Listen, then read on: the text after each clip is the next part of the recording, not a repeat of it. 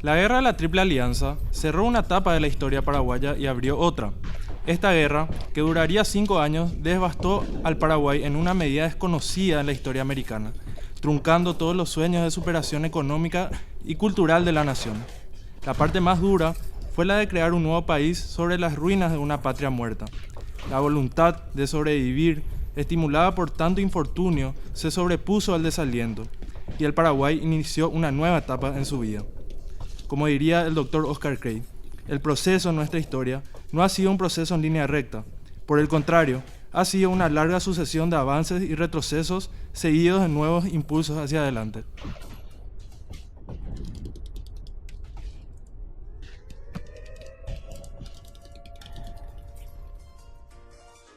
Por el artículo 16 del Tratado de la Triple Alianza se establece que la República Argentina será dividida en la República del Paraguay por los ríos Paraná y Paraguay, hasta encontrar los límites con el Imperio Brasil, siendo esto por el margen derecho del río Paraguay la Bahía Negra. Consecuentemente, a la hora de los ajustes de límites de los aliados con el Paraguay, Bolivia pretendió hacer valer el contenido de dicha nota.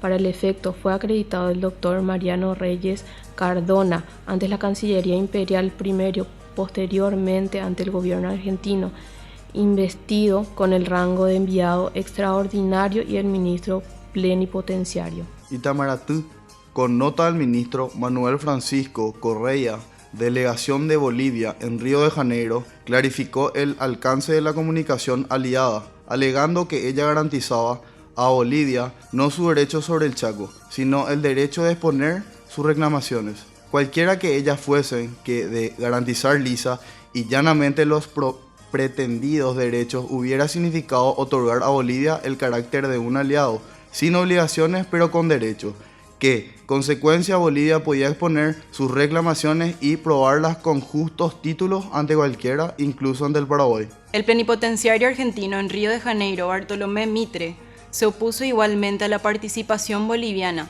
en las negociaciones de los aliados sobre cuestiones territoriales con el Paraguay. El canciller Tejedor aprobó la conducta de Mitre, diciéndole que el objeto de aquella comunicación fue precisamente apartar a Bolivia de todo interés en la cuestión que se iba a debatir con el Paraguay, y con el objeto consentir una garantía de parte de los aliados. Embarcados los aliados en una guerra, no iban a crear dificultades voluntariamente, y tal vez otro enemigo disponiendo territorio de un país cuya amistad o neutralidad deseaban asegurar. Lo hizo el 13 de diciembre de 1873 en la ciudad de Asunción.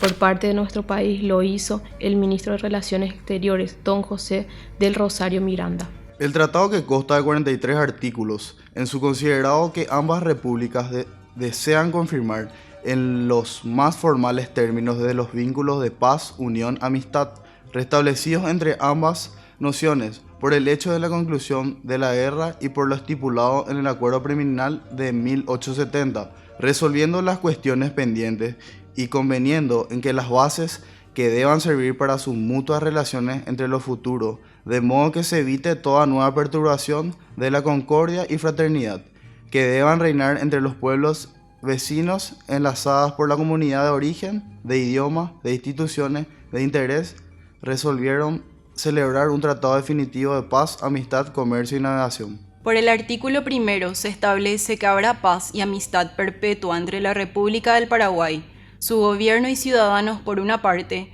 y la República Oriental del Uruguay, su gobierno y sus ciudadanos por la otra.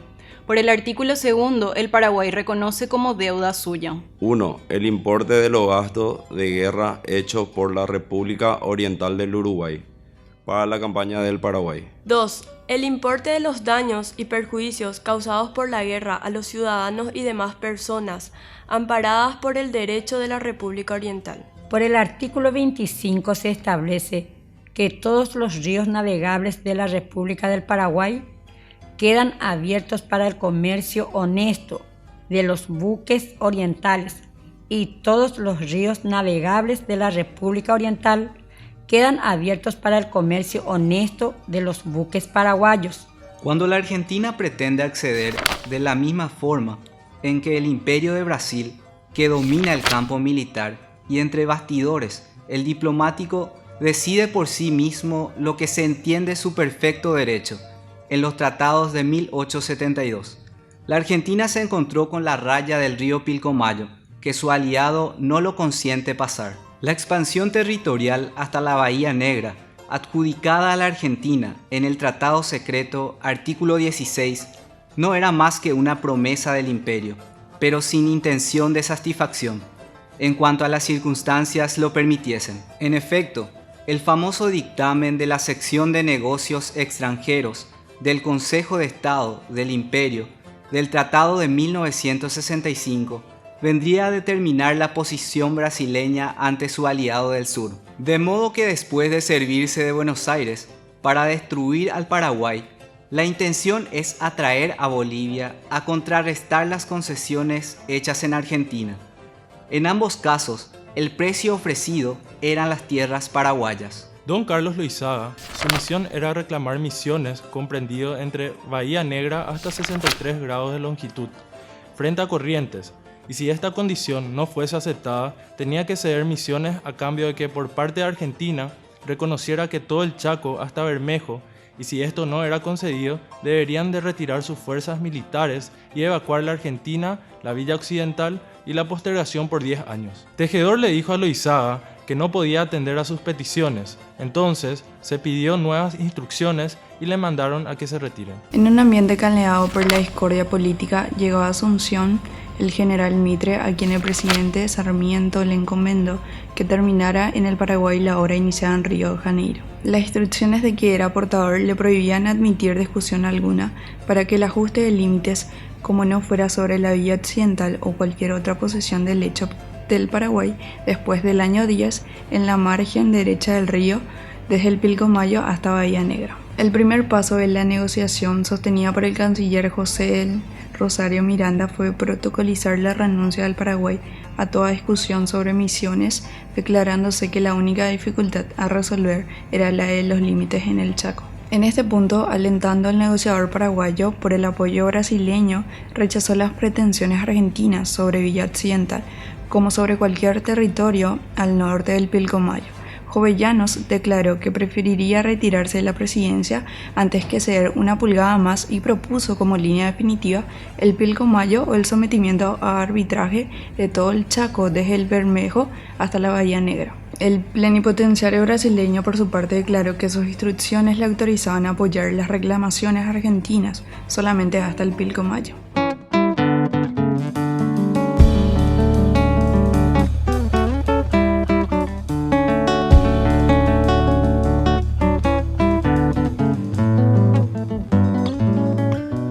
Tras la finalización de la guerra contra la Triple Alianza, los aliados no se pusieron de acuerdo en el cumplimiento estricto de lo que estipulaba el Tratado del 1 de mayo de 1865. Brasil había propuesto que cada país negocie por separado la finalización de la guerra con el Paraguay. En ese sentido, ya en noviembre de 1871 se hizo una reunión en la cual no se pusieron de acuerdo y en enero de 1872, ya el 9 de enero, el Imperio del Brasil firma el Tratado de Paz, Amistad y Límites con la República del Paraguay, el Tratado Loizaga-Cotegipe. Unos días después se firman también los tratados de extradición y los tratados de comercio. En el caso del Uruguay, firma el Tratado Sierra-Carranza en 1873 y con la Argentina la disputa va a durar mucho tiempo porque la Argentina pretendía que el Brasil aceptase la reclamación que ellos tenían ya en el tratado de 1865 de que todo el Chaco le iba a pertenecer.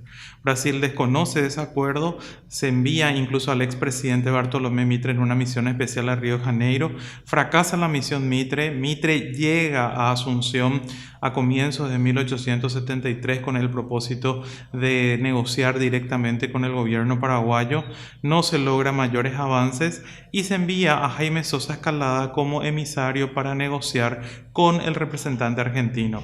Por presión brasileña, dicha negociación se iba a hacer en Río de Janeiro y comienzan las negociaciones que concluyen con la firma del Tratado Sosa-Tejedor, tratado por el cual el Paraguay prácticamente entregaba toda la soberanía del Chaco. Obviamente Brasil presionó a las autoridades paraguayas por el hecho de que no estaba de acuerdo con que la Argentina prácticamente se quedase con todo el Chaco por una cuestión de sus propios intereses. Sus intereses eran la libre navegación del río Paraguay hacia el Mato Grosso, que fue una de las causas de la guerra contra la Triple Alianza.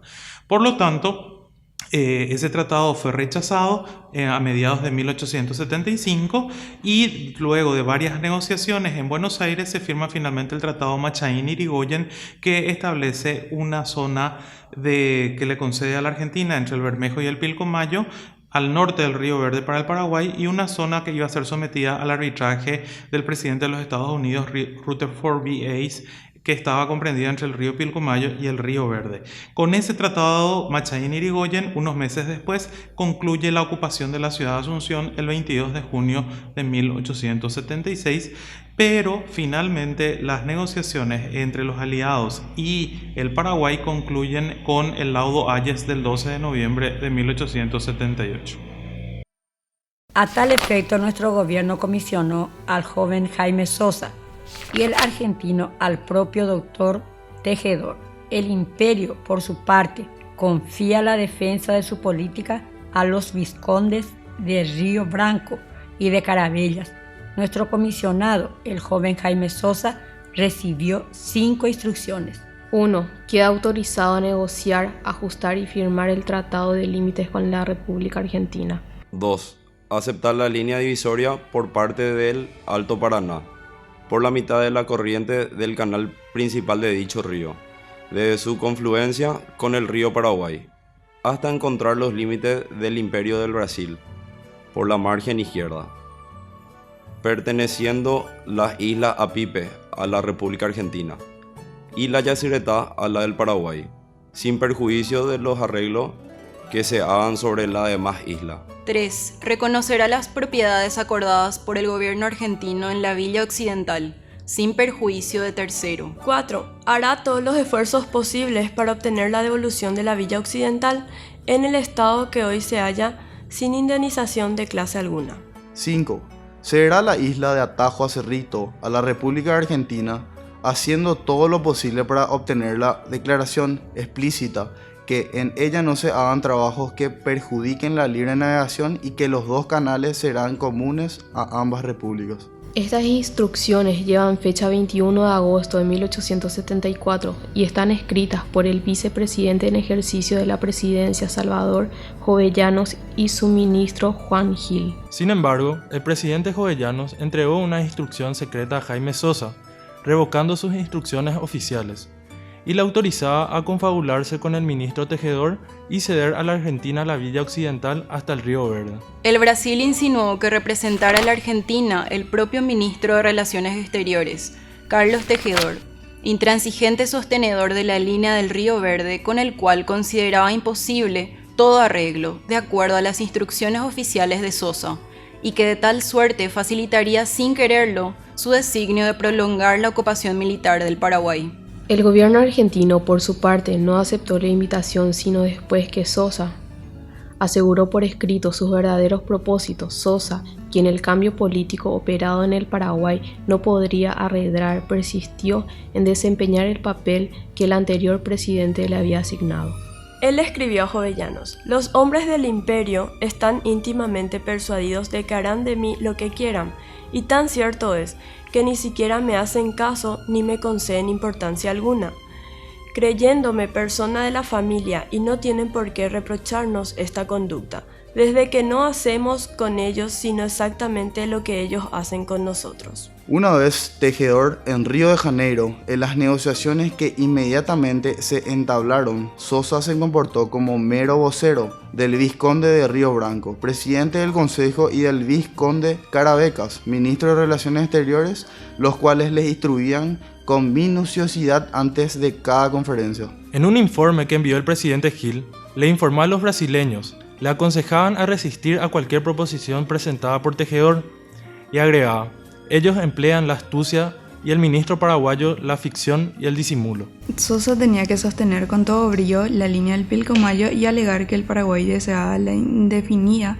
ocupación militar en su propio interés. Los negociadores brasileños, seguros de que Sosa cumpliría sus instrucciones, declararon que la última palabra estaba a su cargo y que el Brasil no había sino apoyarla. Enorme fue la estupefacción cuando, llegado el momento de concretar el arreglo, Sosa aceptó sin discusión la fórmula propuesta por Tejedor, según la cual el Paraguay cedía vía occidental hasta Arroyo Verde a trueque de la cancelación de la deuda de guerra. Y aunque Río Branco y Caravellas empeñaron sus esfuerzos para reprimir la insubordinación de Sosa, no pudieron evitar que el 20 de mayo de 1875 se firmaran 2 tratados sobre esas bases. La venganza de los diplomáticos brasileños fue pronta, terrible y eficaz, mientras Tejedor se enfrentaría en Río de Janeiro, provocando enojosas cuestiones de etiqueta. Emisarios especiales brasileños acortaron distancia y llegaron a Asunción, con instrucciones terminantes. El presidente Gil era un prisionero de los brasileños. Hacía poco había escrito al vizconde de Río Branco, implorándole una recomendación para los diplomáticos brasileños, que se mostraban esquivos, y gracias a esa recomendación continuaba gobernando. No fue nada difícil al nuevo ministro del Brasil, Pereira Leal, obtener, sin aguardar siquiera los textos originales, y sobre la base de copias proporcionadas por la legación del Brasil, la desaprobación de los tratados Sosa-Tejedor, como se hizo el 12 de junio, y a demanda de Pereira Leal. El negociador Jaime fue destituido de su cargo, declarando traidor a la patria, y exigía su extradición. Por lo menos había salvado la villa occidental, que la diplomacia paraguaya estuvo a punto de ceder. El Brasil, pese a todo, había prestado un gran servicio al Paraguay.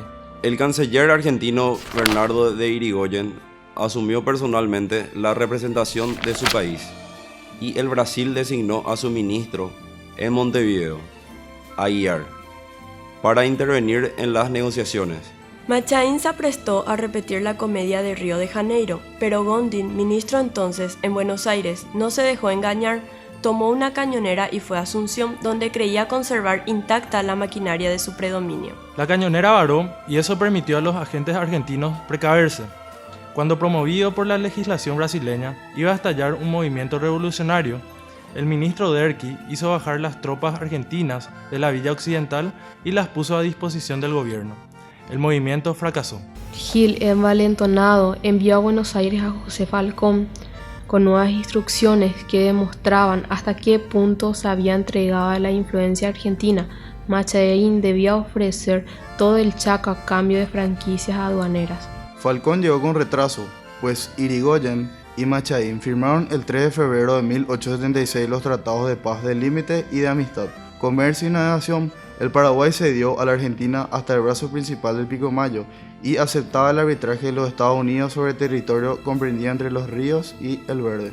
Argentina renunciaba definitivamente a toda pretensión al territorio comprendido entre el Verde y la Bahía Negra. El Paraguay reconoció los gastos y daños de la guerra. La diplomacia brasileña intentó anular los tratados, pero no lo consiguió. El Parlamento los aprobó, sin que mediara discusión alguna.